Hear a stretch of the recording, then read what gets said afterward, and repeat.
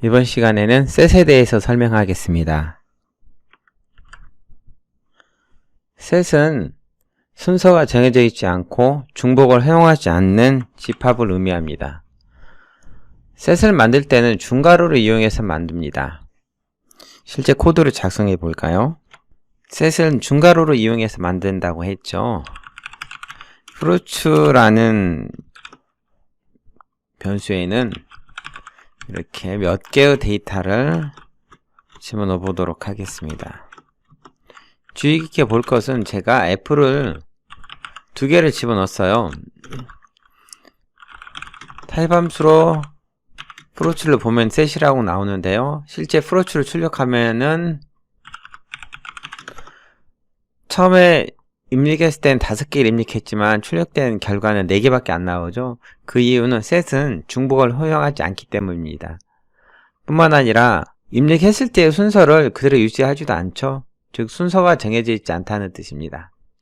셋을 만들 때 중괄호 이용해서 만들 수도 있지만요, 다른 데이터 셋을 셋 함수를 이용해서 바꿀 수도 있습니다. 예를 들면은 셋 함수 인수로 이렇게 리스트를 집어넣으면은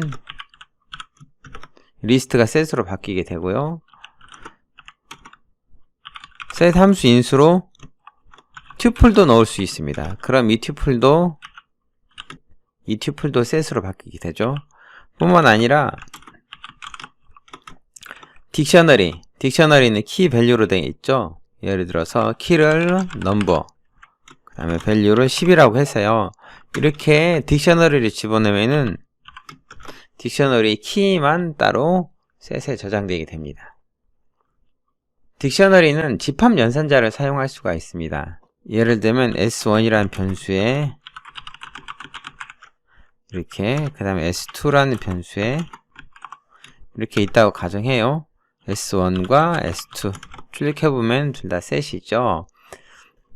s1 and 그 다음에 s2를 엔드 연산할 수 있는데요. 셋을 가지고 엔드 연산하면은 교집합이 됩니다. 두 집합에 공통적으로 존재하는 것들만 나오고요. s1과 수직바죠. s2를 합집합을 하게 되면은 중복을 제외한 두 집합의 합집합이 출력이 됩니다. s1에서 s2를 뺄 수도 있어요. 이건 차집합을 출력합니다. 이렇게 셋은 집합 연산자를 사용할 수 있습니다. 그 다음에 셋에 항목을 추가하거나 삭제할 수 있는데요. 셋에 항목을 추가하는 방법은 add라는 함수와 그 다음에 update라는 함수가 있습니다. fruit에 f를 추가하려고 하는데 이미 f를 있기 때문에 이 항목은 따로 추가되지 않죠. 셋은 중복된 값을 가질 수 없기 때문에 이미 들어있는 값과 같은 값을 add할 수 없습니다. 뿐만 아니라 fruit.add 이번에는 망고라는 과일을 넣어보죠. 제일 마지막에 넣었음에도 불구하고 출력된 결과의 망고는 중간에 들어가게 됩니다. 셋은 입력한 순서대로 데이터 순서를 유지하지 않습니다. fruit에 add라는 함수를 이용해서 기본 자료형, 즉 숫자, 문자, 논리형, 그리고 튜플을 추가할 수 있습니다.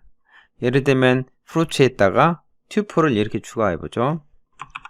10,20이라고요. 추가가 되죠.